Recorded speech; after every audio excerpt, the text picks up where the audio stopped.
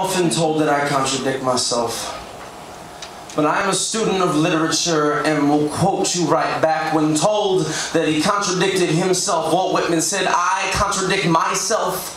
I am large and contain multitudes." This one line has been with me all my life, but I cannot help but call it ironic. See, I've never been accused of being too skinny. No one ever tells me to clean my plate. They wouldn't have to. You see, my father taught his son a lesson about that. He too, also outgoing, also everybody's friend, has too been called a contradiction, but my father is large, and my father contains multitudes. One part of my father drove my mother to a couch for the last 5 years of their marriage. At 10 years old, what goes on in your home is everyone's reality. At 11 years old, daddy's not fat, he's 480 pounds of jolly. Well, my father ain't green, and he ain't no fucking giant. He is afraid of living and is eating to die. I can hear the squeak of his finger on his mother's china, pulling up the muck of chicken fat and breadcrumb. Grease and salt glisten thick on his thumb. Can hear the scratch of each bristle on his mustache, pull back at the fat. My father taught me not to clean my plate by licking his fingers. Another part of my father only comes out for weddings and funerals, and when he does, everybody knows he's there. And not because some doorways only fit him sideways, not because we gotta push benches under the table so we won't brush the chairs, because he makes bonfires of ballrooms with a brow cocked and a wink of one eye. My family loves my father because he is large and contains multitudes.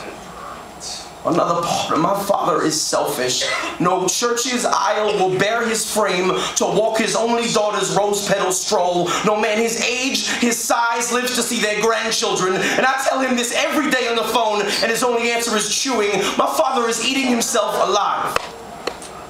And now I'll blame my metabolism. I'll blame my Italian heritage and its remarkable food. I'll blame an empty treadmill on a bum knee to tell you why I'm bigger than I like to be. Truth is, sometimes I'm just lazy. Sometimes being in love loosens belt loops. See, sometimes I'll tell you I don't eat great, but I believe in good food. He hasn't been to a movie theater in years because armrests are the enemy. He wears sweatpants everywhere because belts just don't come that big. He don't wear socks because he can't reach his feet. My father hides in a hole and drinks himself to death with sweet tea and soda. Real talk, my father went to the hospital for a broken ankle and they took him to the zoo to weigh him. If you think it's easy talking about this shit, then you don't define family like I do. See, I'm saying this shit to save me. I'm saying this shit so I don't grow up to envy spoons. You're a coward. If you wanted to kill yourself, you're always holding a fork. Motherfucker, cut out your hearts. You are afraid to feel. Not full, chew the plate, suck ceramic, and swallow glass. Let the ones who love you stop watching this sad clock. And not because we don't love you, because we are hungry to love you. So you have the decency to dance with cancer. Don't rush the reaper. Pops, we all can wait. Daddy, listen to me, because we both know you don't have much time, and if this is the last thing you hear me say, let it be this. My sons will not skip their way along the beach to miss their father's footsteps like I did. There is more to me than what you left in this body, old man, because I am large, and I contain multitudes. I promised myself I wouldn't write this till you were dead, but I cannot wait any longer.